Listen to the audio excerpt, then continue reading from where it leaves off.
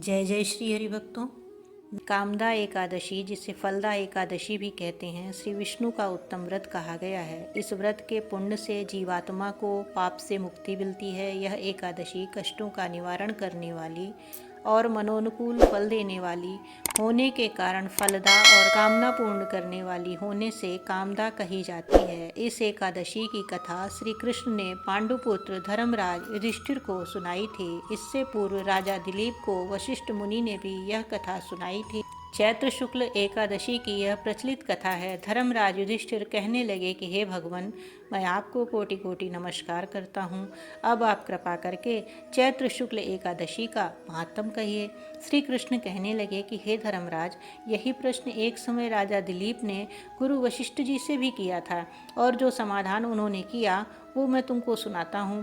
प्राचीन काल में भोगीपुर नाम का एक नगर था। वहाँ पर अनेक ऐश्वर्यों से युक्त पुंडरीक नाम का एक राजा राज्य करता था।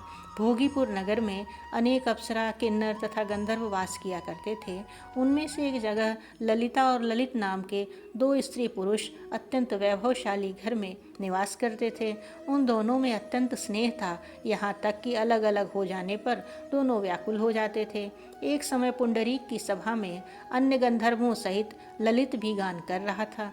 गाते गाते उसको अपनी प्रिय ललिता का ध्यान आ गया और उसका स्वर भंग होने के कारण गाने का स्वरूप बिगड़ गया। ललित के मन के भाव जानकर कारकोट नामक नाग ने पद भंग होने का कारण राजा से कह दिया। तब पुंडरीक ने क्रोधपूर्वक कहा कि तू मेरे सामने गाता हुआ अपनी स्त्री का स्मरण कर रहा है, अतः तू कच्चा मांस और मनुष्यों को खाने वाला राक्षस बनकर अपने किए कर्म का फल भोग। पुंडरीक के शाप से ललित उसी क्षण महाकाय विशाल राक्षस हो गया। उसका मुख अत्यंत भयंकर, नेत्र सूर्य चंद्रमा की तरह प्रदीप्त तथा मुख से अग्नि निकलने लगी। उसकी नाक पर्वत की कंदरा के समान विशाल हो गई और गर्दन पर्वत के समान लगने लगी। सिर के बाल पर्वतों पर खड़े वृक्षों के समान लगने लगे तथा भुजाएं अत्यंत लंबी हो गईं। कुल मिलाकर उसका शरीर 8 योजन के विस्तार में हो गया। इस प्रकार राक्षस होकर वह अनेक प्रकार के दुख भोगने लगा। जब उसकी प्रियतमा ललिता को यह वृत्तांत मालूम हुआ तो उसे अत्यंत खेद हुआ और वह अपने पति के उद्धार का यत्न सोचने लगी। वह राक्षस अनेक प्रकार के घोर दुख सहता हुआ घने वनों में रहने लगा। उसकी स्त्री उसके पीछे पीछे जाती और विलाप करती रहती। एक बार ललिता अपने पति के पीछे घूमती घूमती विंध्याचल पर्वत पर पहुंच गई, जहां पर श्रृंगी ऋषि का आश्रम था। ललिता शीघ्र ही श्रृंगी ऋषि के आश्रम में गई और वहां जाकर विनीत भाव से प्रार्थना करने लगी। उसे देखकर श्रृंगी ऋषि बोले कि हे सुभगे, तुम कौन हो और यहाँ किस लिए आई हो? ललिता बोली कि हे मुने, मेरा नाम ललिता है। मेरा पति राजा पुंडरीक के शाप से विशालकाय राक्षस हो गया है। इसका मुझको महान दुख है। इसके उद्धार का कोई उपाय बतलाइए।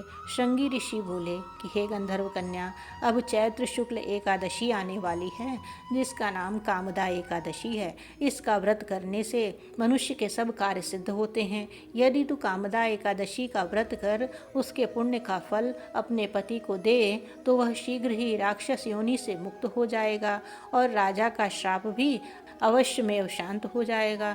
मुनि के ऐसे वचन सुनकर ललिता ने चैत्र शुक्ल एकादशी आने पर उसका व्रत किया और द्वादशी को ब्राह्मणों के सामने अपने व्रत का फल अपने पति को देती हुई भगवान श्री हरि से इस प्रकार प्रार्थना करने लगी कि हे प्रभु, मैंने जो यह व्रत किया है इसका फल मेरे पतिदेव को प्राप्त हो जाए, जिससे वह राक्षस योनि से मुक्त हो जाएं।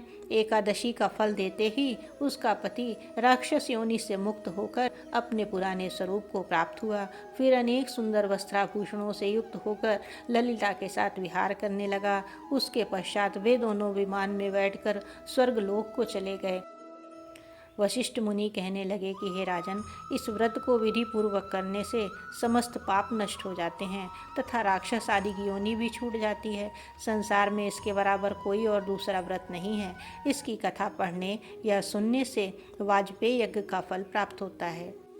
इसी के साथ हम आपसे आज विदा लेते हैं और आगे भी इस तरह की पौराणिक एवं धार्मिक कथाओं को सुनने के लिए चैनल को लाइक एवं सब्सक्राइब अवश्य करें।